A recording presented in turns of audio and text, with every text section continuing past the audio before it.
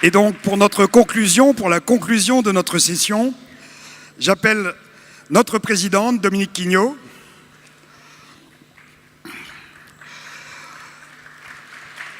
Dominique, vous allez maintenant conclure cette session, mais vous nous avez proposé quelque chose de passionnant, peut-être risqué, on va voir, et original. Vous avez proposé que votre conclusion soit précédée de 2 conclusions sur lesquelles vous n'avez aucune maîtrise, sur lesquelles vous ne connaissez pas encore. Vous avez proposé à 2 d'entre nous de poser leurs propres conclusions, un regard différent. Et vous l'avez demandé à Emeline Weber. Emeline Weber est lorraine, elle a été responsable de la JOC à Metz. Elle est aujourd'hui membre du CESE, où elle a la responsabilité des organes de jeunesse. Et donc, son regard et son écoute sur ce qui s'est passé ici pendant 2 jours va nous intéresser. Et puis, Dominique, vous avez également demandé à Henryk Wojciechowski de venir nous dire ce qu'il a entendu. La dernière fois que j'ai rencontré Henryk, c'était il y a 3-4 semaines, nous étions à Riga en Lettonie, et j'ai pu avec lui mesurer que parler d'Europe depuis Riga, c'est pas du tout pareil que de parler d'Europe depuis Paris ou depuis Bruxelles. Pour nous, c'est un décalage. Et grâce à sa présence d'hommes polonais, d'hommes qui, en Pologne, portent un combat politique, mais aussi un combat éditorial passionnant en tant que responsable de SNAK, la maison d'édition basée à Cracovie. Donc, Henryk, je suis sûr qu'il y a des choses que vous avez entendues et peut-être des choses que vous n'avez pas entendues et que vous êtes étonné de ne pas avoir entendu. Il est très intéressant que, sur l'initiative de Dominique, vous ayez l'un et l'autre la possibilité de nous dire comment vous avez entendu cette session. Je vous laisse la parole.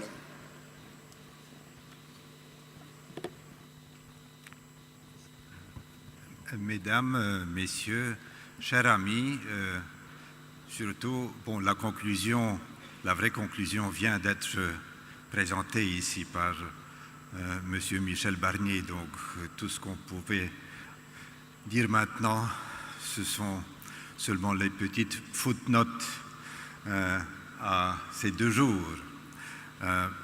Au premier abord, je voulais remercier à Philippe de son courage de confier une des conclusions à un Polonais dans les conditions présentes. C'est vraiment la preuve d'un grand caractère. J'ai essayé d'être un participant attentif de cette session et je dois avouer que j'ai obtenu le matériel extrêmement riche pour la réflexion sur l'Europe et je crois que nous tous, nous sortons avec ce matériel très riche qu'on va penser, réfléchir et digérer pendant les mois à venir avant les prochaines semaines sociales de France, l'année prochaine, j'espère. Et je m'en doute, est-ce qu'on arrivera à épuiser toute cette richesse. Je voulais aussi dire que ces quelques mots que je vais prononcer ne correspondent nullement à ce que je retiens de toute cette richesse dont justement je mentionne.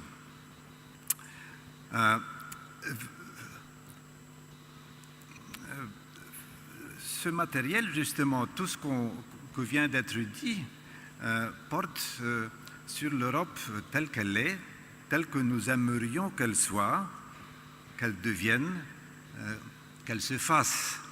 Je préfère de dire nous aimerions plutôt que nous voulons ou nous voudrions, car en écoutant ce qui a été dit ici et que ce vient d'être dit justement, il me semble que la composante de l'amour, justement, de cet engagement amoureux est fondamentale. Est-ce que nous aimons l'Europe? C'est-à-dire, est-ce que nous sommes prêts, pas nécessairement de se laisser tuer, la question a été posée. Mais est-ce que nous sommes prêts de sacrifier pour elle un peu de nous-mêmes, de notre vie, de notre temps, de nos efforts? Je crois que, quant à nous, ici présents, cette session répond bien à cette question. On est tous là, justement, avec notre temps, avec une particule de notre vie. Mais est-ce que nous l'aimons, est-ce que nous aimons cette Europe telle qu'elle est, avec ses faiblesses aussi, avec ses impuissances, même avec ses crises permanentes, mais aussi avec ses énormes potentialités à se redresser, à se développer, à avancer vers les horizons jusqu'alors inconnus, jusqu'alors inaccessibles. Donc l'Europe réelle. Ou bien nous n'aimons qu'une idée de l'Europe qui est en harmonie avec nos options idéologiques et nos sympathies politiques. Il me semble que c'est une question permanente.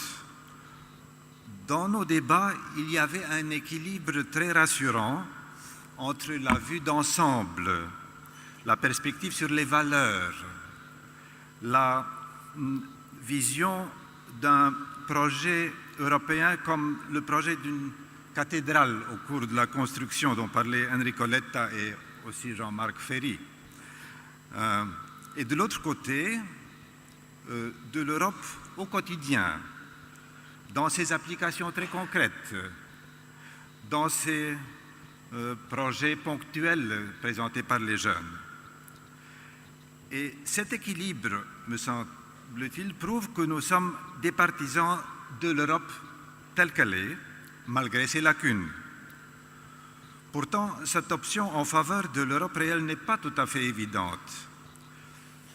Je pense, par exemple, d'un document récent qui n'a pas été mentionné ici, ce qui m'a étonné un peu.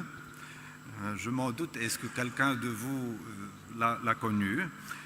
Une déclaration récente intitulée The Paris Statement est signée par quelques intellectuels et politiciens européens, notamment quelques intellectuels français quelques intellectuels français catholiques qui ne sont pas sans relation avec des milieux présents ici. Par exemple, Rémi Brague, Chantal Delsol, Pierre Manon, François Benetton. C'est un document parfaitement conservateur qui résume par excellence une attitude conservatrice vers l'Europe. Et un des reproches qu'on pouvait lui faire, c'est que, justement, est celui de dédaigner presque tout ce qui constitue aujourd'hui la réalité européenne. L'Europe réelle, si fidèlement présentée ici par Madame le ministre, justement en faveur d'une certaine idée de l'Europe homogène selon sa culture et sa religion, une vision qui puisse être attirante à certains égards, mais qui néanmoins n'est qu'imaginaire. Ceci dit, bien sûr, il faudrait quand même se pencher et réfléchir sur les craintes, surtout craintes identitaires, qui émergent de ce document, puisqu'elles sont présentes bien au-delà des cercles intellectuels. Et encore, ceci dit, je ne justifie nullement les trahisons de la solidarité européenne qui se produisent dans certains pays, notamment dans le mien, sur le champ de la politique migratoire surtout. Je parle de l'amour à l'Europe, mais plutôt que de la vertu théologale, je parle ici d'un sentiment, de l'émotion, de la passion humaine. J'ai aimé l'intervention sur le cinéma européen, même si réduit à l'espace franco-allemand. Je partage aussi entièrement l'idée que le projet européen rationnel, logique et sage a perdu beaucoup de son contenu émotionnel dont il était porteur dans l'après-guerre, pour des raisons évidentes. Aujourd'hui, les émotions publiques secouées, ébranlées par la crise financière et migratoire sont ailleurs et s'orientent de nouveau vers le connu, vers l'indigène, enfin vers le national. Et parfois s'expriment selon les pires modèles, les pires patrons nationalistes, comme nous l'avons observé en Pologne il n'y a que quelques jours. Donc, peut-être c'est l'art, peut-être c'est la culture qui peut nous arracher de ce repli sur nous-mêmes que certaines sociétés risquent. L'art qui, avec sa puissance et aussi ses moyens modernes techniques, arrivera à remuer nos émotions et les orienter vers ce projet et cette réalité fascinante qui est l'Europe. Et ainsi, équilibrer la raison des Lumières, ainsi que l'esprit et les procédures technocratiques qui sont nécessaires. Donc équilibrer cette raison avec la vision plus profonde, avec nos mythes constitutifs, avec nos passions, comme le voulait Antoine Aržakovský. Si nous avons beaucoup parlé de l'Europe telle que nous la voulons, telle que nous l'aimons, la question se pose, avons-nous parlé suffisamment des obstacles qui s'entassent sur le chemin? Comment les contourner? Nous avons parlé pour cause des différences, des clivages entre les nations européennes, entre la nouvelle, la vieille Europe, mais avons-nous parlé assez des clivages dans les sociétés, à l'intérieur des nations européennes qui sont aujourd'hui divisées plus profondément que jamais, où les familles politiques souvent n'ont aucun dialogue, ne sont pas capables de négociations de type win-win, où le langage de la haine se répand avec une vitesse affolante, où les médias sociaux négligent ou détruisent avec l'efficacité les anciennes hiérarchies de discours et créent des autorités inattendues. J'aimerais bien exagérer, mais je me réfère à la réalité polonaise qui m'est le plus connue. Chez nous, on parle assez souvent de la guerre civile froide. On va jusqu'au-là. D'ailleurs, les émotions avec lesquelles nous avons observé des élections en France, en Allemagne, en Autriche, en République tchèque, ça atteste que le problème n'est pas uniquement polonais ou hongrois. Il est présent, ce problème de division profond, il est présent dans la majorité de nos pays. Ces nouveaux partages internes ne sont-ils un obstacle le plus dangereux sur le chemin vers cette Europe que nous voulons? Les ruptures dans un peuple, dans les démos nationales, ne servent pas à la création d'un peuple ou un démos européen, surtout qu'il sera toujours composé, comme nous venons d'entendre, des 27 peuples particuliers. C'est juste le contraire, c'est le chemin vers une ochlocratie où une populace peut prendre lieu de peuple et se laisser diriger par le démagogue. Et le démagogue fait toujours appel à ce qui est faible, ce qui est mauvais dans l'homme, à ses craintes, à son ignorance, à son jalousie, à son hostilité vers les autres, vers les étrangers, dans le sens large. Donc, comment anoblir nos démocraties nationales, sans quoi il ne vaut pas la peine de rêver à la démocratie européenne? Comment faire que la vérité gagne contre le mensonge dans la vie publique? La question naïve, certes, mais cruciale pour le futur de l'Europe. Donc, augmenter le côté émotionnel de nos engagements européens et baisser les tensions émotionnelles de nos partages et clivages intérieurs et rationaliser les situations intérieures, c'est mon message final. Merci, cher ami.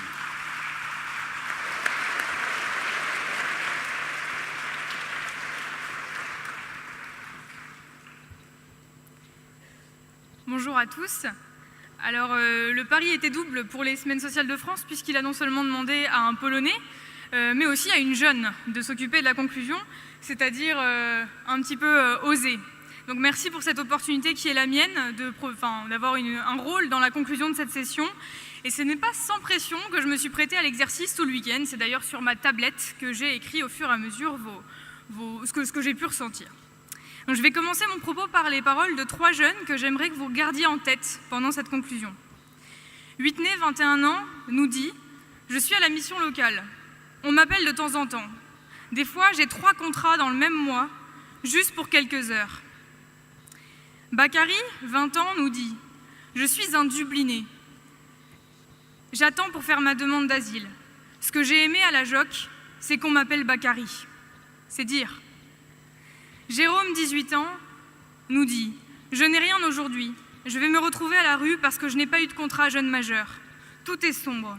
À l'ASE, l'aide sociale à l'enfance, on me dit seulement que je ne suis pas seule et qu'il y a 160 autres jeunes derrière moi.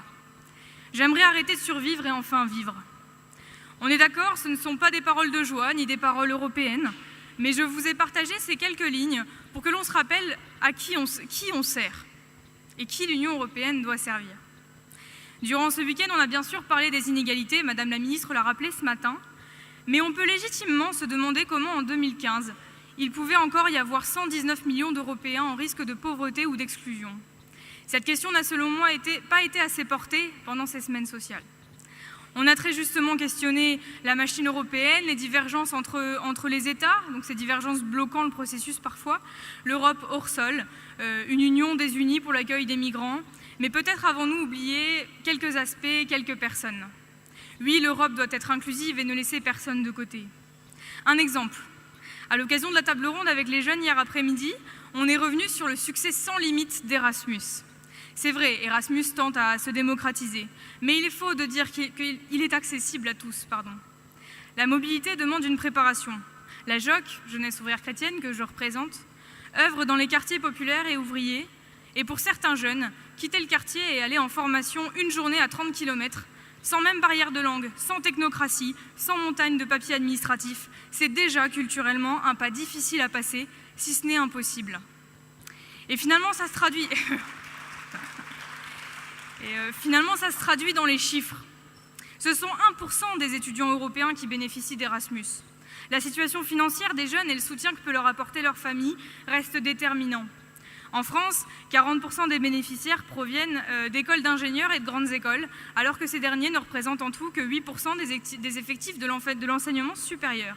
Je vous laisse le soin d'interpréter ces chiffres. Alors après ces premières phrases, vous vous demandez pourquoi clôturer cette session avec quelqu'un qui critique l'Europe.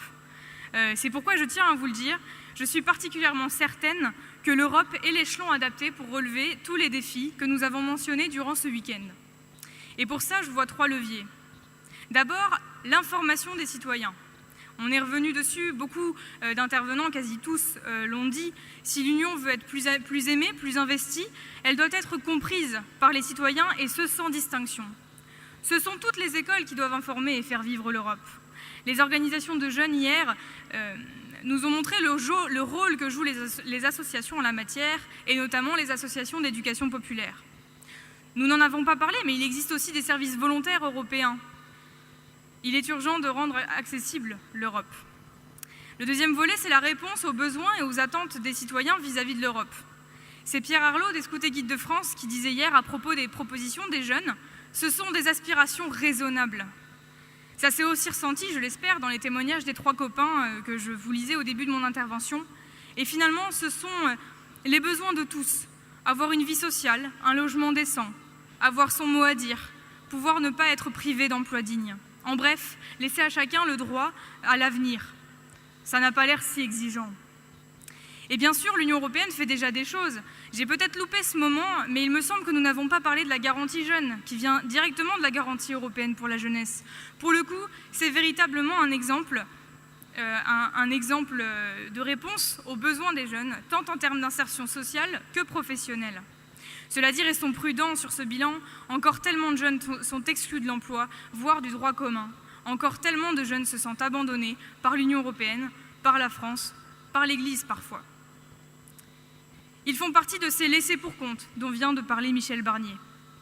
L'Union européenne doit donc être exigeante sur la réponse aux besoins, sinon les citoyens des États membres ne se sentiront jamais européens. Enfin, la participation et l'action. Hier, j'ai entendu que si on ne vote pas, on ne peut pas se plaindre. Mais peut-être que quand on ne parle que du vote, on se trompe. On a mis en avant le taux d'abstention des jeunes aux élections européennes. Elle était tout de même de 56% au total, comme quoi ce n'est pas une question que de jeunes. Et donc les euros déçus, pour reprendre l'expression d'Ariane Forgue, effectivement concernent l'ensemble des Européens. Vivre l'Union européenne, ça se joue de plein de façons. Et on doit offrir aux citoyens européens l'occasion de se prononcer sur les propositions qui leur sont faites, voire de formuler des propositions eux-mêmes. Le niveau européen doit servir à chercher ce qui nous rassemble, des conditions de vie et de travail qui peuvent être communes. Les peuples peuvent construire une parole européenne, ils doivent utiliser l'Europe pour revendiquer des droits communs pour la dignité de tous et pour refuser les injustices. C'est peut-être un vœu pieux, mais ce n'est pas à cette Assemblée que ça devrait déranger. À la JOC, nous partons une pétition sur 2 aspects. L'emploi pour chacun et la reconnaissance du terme de privé d'emploi à la place de celui de chômeur. Nous adresserons les signatures au président du Parlement européen. Alors il est temps que chacun se demande à quoi m'ont servi ces semaines sociales de France. C'est vrai, on est bien, on est entre nous, on respire intellectuellement, on a des intervenants de qualité, ça fait plaisir. Et maintenant, qu'est-ce que chacun va faire pour continuer à faire vivre cette session, et notamment pour ceux qui n'étaient pas présents? Comment les sujets européens et comment l'Église vont se diversifier, s'ouvrir à tous, ne pas être réservés à quelques-uns? Même si je ne discute pas de notre qualité à tous au sein de cette Assemblée. Il est temps d'agir pour l'Europe, comme l'a dit Monseigneur Jean-Pierre Gralet ce matin. Chers amis bâtisseurs, au travail. Rappelons-nous aussi constamment de cet appel du pape François à aller aux périphéries. C'est notre responsabilité, c'est votre responsabilité.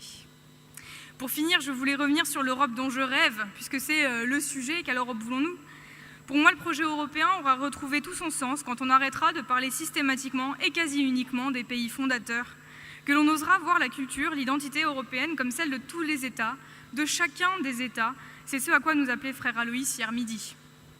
Nous devons aujourd'hui avoir l'humilité de reconnaître que quand on parle d'Europe sociale, la France, y compris, a une marge de progression comme tous les États européens.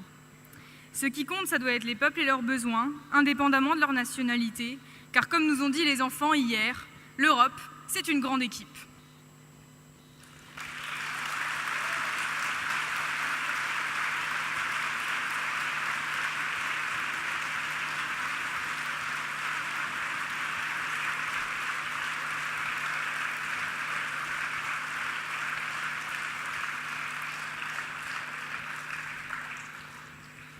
Merci à Henrik, merci à Emeline.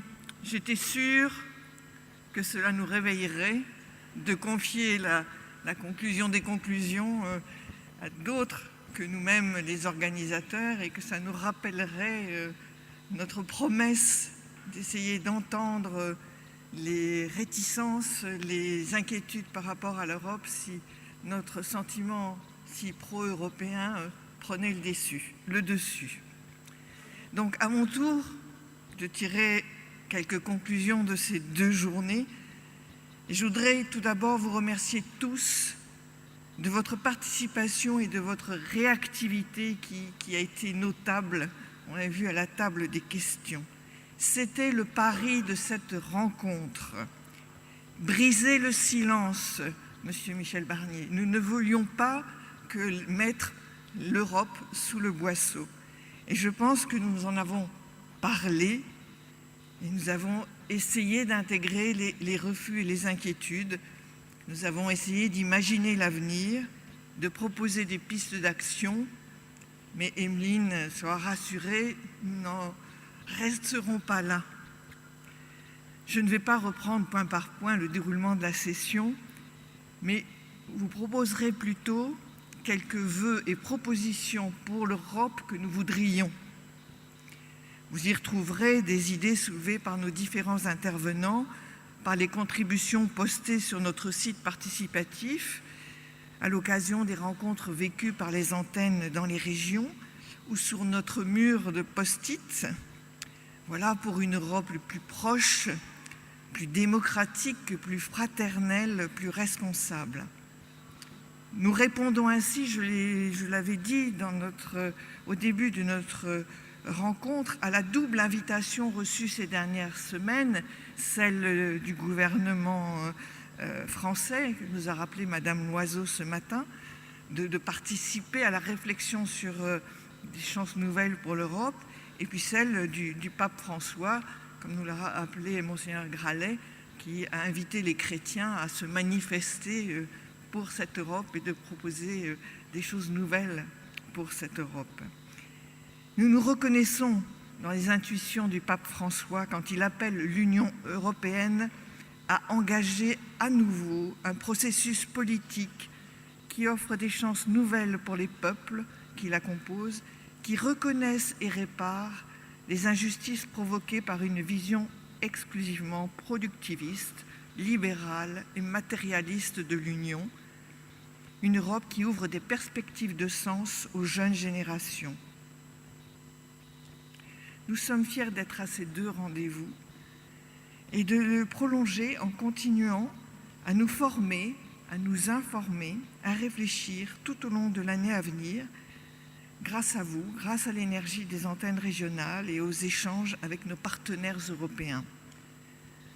En cela, nous nous sentons pleinement fidèles à la mission des Semaines sociales de France qui, nourrie de l'enseignement social chrétien, s'engage dans la société avec la volonté de veiller à la dignité de chaque personne, particulièrement la plus faible, la plus fragile.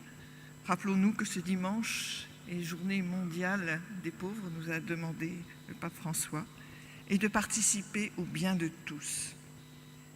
Permettez-moi donc, en fidélité à ces principes, d'ouvrir quelques pistes pour redonner de l'élan à l'Europe, dont nous avons compris qu'elle traversait les affres d'une crise d'adolescence. Nous proposerons une version plus complète de ces propositions qui seront à critiquer, à enrichir, à préciser, afin de proposer dans quelques semaines, dans quelques mois, au moment où il nous sera demandé d'exprimer publiquement des positions, une sorte de manifeste des semaines sociales pour l'Europe, qui seront mises au pot commun des réflexions collectives venant de tout groupe de réflexion. 3 séries de propositions pour cette Europe que nous voudrions.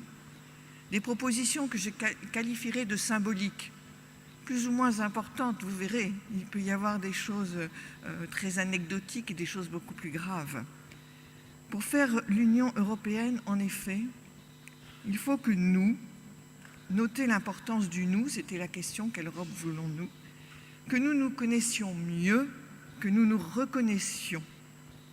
Beaucoup de nos intervenants ont insisté sur ce point, que nous nous reconnaissions à la fois dans notre diversité et dans ce qui nous relie. Ce à quoi nous a invité Monseigneur Gralet. Nous ne sommes pas que des statistiques des PIB, des dettes et des taux de croissance. Nous sommes des personnes, des visages. Frère Aloïs, tout au long de ses interventions, a souligné combien la rencontre et le dialogue nous humanisaient, l'amitié même disait. Donc, ces propositions symboliques. Premièrement, que les conseils européens ne se déroulent plus uniquement à Bruxelles, mais successivement dans toutes les capitales, comme cela se faisait avant 2004. Nous nous invitons nous-mêmes à nous abstenir de dire Bruxelles pour parler de l'Europe. Nous devons faire la chasse à la métonymie. La capitale de l'Europe, ce sont les capitales des États membres. Deuxième point, qui a été beaucoup souligné, notamment par les plus jeunes.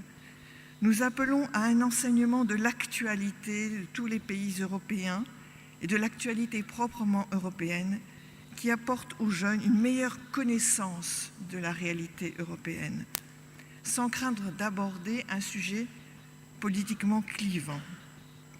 Le faire en confrontant les mémoires et les histoires.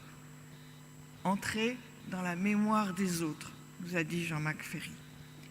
Ou Monseigneur Gralet, qui nous y a aussi invités. Car de la méconnaissance naît la méfiance. À quand la réalisation d'un manuel commun à tous les pays, à tous les États membres? Un manuel sur l'Europe. Troisième proposition. Un Erasmus étendu à tous les jeunes âgés de 18 à 25 ans, certains ont pu parler de lycéens aussi, pas seulement étudiants. Des mois passés dans un autre pays européen, sanctionnés par un diplôme reconnaissant cette formation dans tous les domaines. Et nous prenons un apprentissage des langues européennes plus volontariste et performant. C'est beaucoup revenu aussi, cette diversité des langues comme une richesse, une complexité certes, mais une richesse. Nous croyons que les échanges par jumelage de villes, de collectivités, mais aussi d'associations, de mouvements, peuvent jouer un rôle fondamental dans la connaissance réciproque, avec une attention particulière aux pays de l'Est de l'Europe. Là encore, les témoignages des jeunes et l'expérience de Thésée en font la preuve. Et c'est ce que vivent les semaines sociales au travers du réseau XC, Chrétiens pour l'Europe. Nous proposons un jour férié commun européen, le 9 mai par exemple. Quelle Europe voulons-nous? Nous voulons une Europe plus démocratique. Nous invitons les responsables politiques nationaux comme les médias, il a été aussi beaucoup de questions, à une présentation loyale et pédagogique des apports de l'Europe à la vie quotidienne des citoyens français, pour certaines infrastructures par exemple, ou en matière d'aide sociale, on nous l'a rappelé. Deuxièmement, nous invitons les formations politiques nationales qui ont la responsabilité de constituer des listes aux élections européennes à renouveler les processus de candidature pour proposer des personnes vraiment décidées à porter leur projet pour l'Europe, à s'y consacrer pleinement et à rendre compte de leur engagement face aux électeurs. Le moment nous semble venu de proposer pour les élections européennes des listes transnationales qui développeraient leur conception politique de l'avenir de l'Union, qui reflèteraient les grandes sensibilités politiques classiques. Avant une éventuelle généralisation du processus et pour expérimentation, pourraient être attribués à ces listes transnationales les sièges libérés par la Grande-Bretagne. En référence au travail déjà accompli par les Maisons de l'Europe, nous invitons les associations et la société civile à faire davantage usage de ces lieux de discussion et de proposition. Nous souhaitons qu'elles puissent devenir des maisons du citoyen européen où les parlementaires tiendraient des permanences, où les citoyens trouveraient réponse aux questions que leur pose le fonctionnement de l'Europe au quotidien, où les droits de pétition existants seraient rendus plus effectifs. Une Europe plus démocratique et une Europe plus solidaire à l'intérieur d'elle-même. Nous demandons aux partenaires sociaux, patronaux et syndicaux en France comme au plan européen de procéder à une mise à jour de la Charte européenne des droits sociaux des travailleurs, ce socle commun des droits construit dans les années 1990. Il donnerait ainsi une suite concrète aux orientations du sommet de Göteborg qui vient de s'achever, en relançant le dialogue social et lançant un nouveau programme législatif européen visant à lutter contre le moins-disant social. Nous proposons de centrer sur quelques priorités: la durée minimale du travail, chasse aux mini-jobs, protection minimale des travailleurs qui ne relèvent pas de conventions collectives, droit à élaborer pour les nouveaux travailleurs indépendants. Deuxième axe, une Europe solidaire. C'est aussi une Europe dans laquelle les budgets publics nationaux ne sont plus privés des ressources que la concurrence fiscale délibérée entre États laisse s'évader. Nous saluons toutes les initiatives de la Commission et des États visant à établir des bases de contribution équitables où toutes les entreprises paient l'impôt à la mesure des bénéfices qu'elles retirent du marché intérieur européen. Nous encourageons la lutte contre les paradis fiscaux, y compris à l'intérieur de l'Union. Nous appelons à l'esprit de loyauté des entreprises pour qu'elles coopèrent à la mise en place de règles fiscales équitables et efficaces. Une Europe solidaire à l'extérieur de l'Union. Attention à ne pas trahir notre devoir d'hospitalité, nous a alerté Véronique Fayet, présidente du Secours catholique.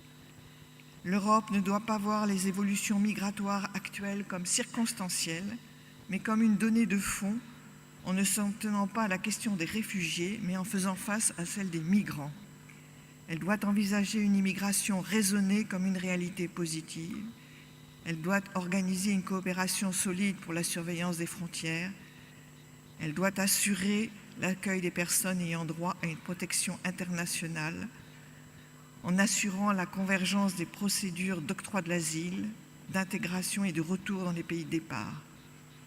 Elle doit aider les migrants à comprendre et respecter les valeurs des pays d'accueil. La répartition des personnes entre les États membres doit, outre les critères économiques des pays, tenir compte des capacités et des souhaits des migrants et de l'histoire et de la culture de chaque pays. L'Europe ne doit pas mettre de frein au regroupement familial. Deuxième grand axe d'action, nous appelons à reconstruire un partenariat politique euro-africain ayant pour objet de définir une conception commune des échanges migratoires à long terme, ainsi qu'une vision partagée des enjeux du développement humain et environnemental, à 3 conditions. Que tous les États membres soient impliqués dans un tel partenariat, Madame Houphouët-Boigny y a insisté, un partenariat qui doit comprendre à la fois la coopération économique et politique en vue de conforter l'état de droit et la démocratie. Que l'investissement en Afrique soit au cœur de ce partenariat, que les entreprises européennes s'acquittent dans les pays africains des contributions fiscales correspondant aux bénéfices qu'elles en retirent. Nous appelons à la construction d'une capacité européenne de défense commune, s'appuyant sur une analyse convergente des réalités internationales. L'Europe doit devenir un bloc diplomatique plus cohérent et plus actif. Nous appelons au renforcement des politiques de recherche et d'innovation pour que l'Europe reste un acteur important face aux enjeux technologiques et scientifiques de demain. Et enfin, troisième piste de proposition pour un nouvel humanisme européen. L'Europe ne peut se contenter de célébrer ses racines et son passé, mais doit les faire vivre et les incarner afin d'exercer dans un monde en profonde mutation un rôle majeur, non pas seulement par son poids économique ou militaire, mais par l'affirmation d'une communauté de valeurs, une identité qui a toujours été dynamique et multiculturelle, pour reprendre les mots du pape François. Quelles sont ces valeurs? La recherche de la paix et de la justice, le choix du dialogue plutôt que l'affrontement, la démocratie, l'égalité entre les hommes et les femmes, le refus de la peine de mort, l'importance de la culture, la liberté de la presse et la liberté religieuse, celle de croire et de ne pas croire, et une laïcité qui ne relègue pas les religions dans la seule vie privée des croyants. De même que les États doivent rendre compte de leur respect des règles en matière budgétaire, pourquoi ne pas leur imposer le même exercice en matière de respect des règles de l'État de droit, comme l'a suggéré ce matin Madame Loiseau? L'Union européenne est le seul espace dans le monde imposant à tous ses membres, l'espace géographique dans le monde et politique, imposant à tous ses membres le respect de ces règles, nous a rappelé Jean-Marc Ferry. L'Europe doit avoir à cœur de préserver la dignité des personnes, de toutes les personnes, notamment les plus fragiles, de les envisager, nous rappelait Monseigneur Gralet, la plus grande contribution que les chrétiens puissent offrir à l'Europe, a dit Pape François, c'est de lui rappeler qu'elle n'est pas un ensemble de nombres ou d'institutions, mais qu'elle est faite de personnes. Dans le même élan, l'Europe doit avoir pour objectif le bien commun, la conscience de notre appartenance à une communauté. Les semaines sociales de France attendent que cette double attention à la personne et au bien de tous guide les décisions et les arbitrages de l'Union européenne, tant dans les domaines économiques et sociaux qu'en matière de politique internationale, environnementale, ou devant les évolutions scientifiques, biomédicales et technologiques majeures que connaît notre humanité. Mesures concrètes, anecdotiques ou profondes, sans une redéfinition de sa vocation, l'Union européenne continuera de voir se creuser le fossé entre elle et les peuples, eurosceptiques ou eurodéçus, disait plutôt une jeune participante hier à la table ronde des jeunes. Ce sursaut, il doit être celui des responsables nationaux et européens, de tous les acteurs de la société civile, mais il doit aussi être notre sursaut. L'âme de l'Europe, disait aussi Madame la Ministre ce matin, c'est nous, avec les autres, qui la façonnons. Beaucoup ont souligné que cette période était peut-être une fenêtre d'opportunité. Chers amis bâtisseurs, au travail, nous a dit Monseigneur Gralet, et souvenons-nous de l'histoire à l'italienne d'Enrico Letta, de ces deux maçons italiens entassant des pierres. L'un était triste de ce travail ingrat, l'autre souriait parce qu'il savait qu'il participait à la construction d'une future cathédrale. Retroussons nos manches et soyons pour l'Europe non pas seulement des héritiers, je reprends là une formule chère à une congrégation que je connais bien, qui sont les Augustins de l'Assomption. Soyons pas seulement des héritiers, mais des fondateurs. Oui, soyons à la fois des héritiers et des fondateurs. Pour que l'Union européenne, et avec elle chaque nation qui la compose, continue de compter dans notre monde, pour le bien de notre monde, pas comme un vestige du siècle dernier ou par une nostalgie de puissance, mais pour le meilleur de notre avenir commun. Merci.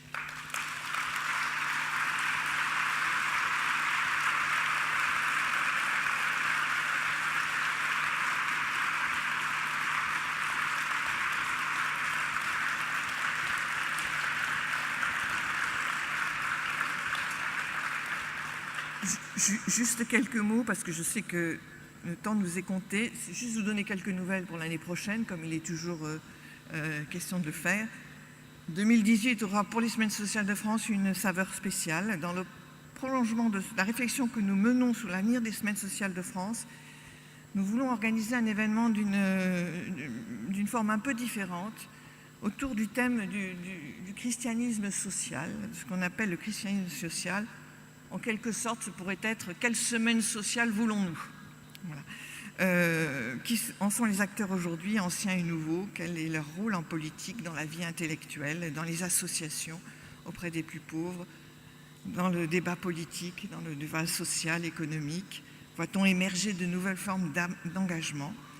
Avec d'autres, nous voudrions engager le débat pendant 3 jours, sans doute dans le diocèse de Créteil, autour de l'antenne de Créteil, au mois de novembre prochain. Et voilà, avant vraiment de terminer, je voudrais remercier tous ceux qui ont rendu possible cet événement et les faire monter sur scène, s'ils veulent bien. D'abord, les membres du groupe de préparation de la session, avec notamment Philippe Secrétin, s'il veut bien.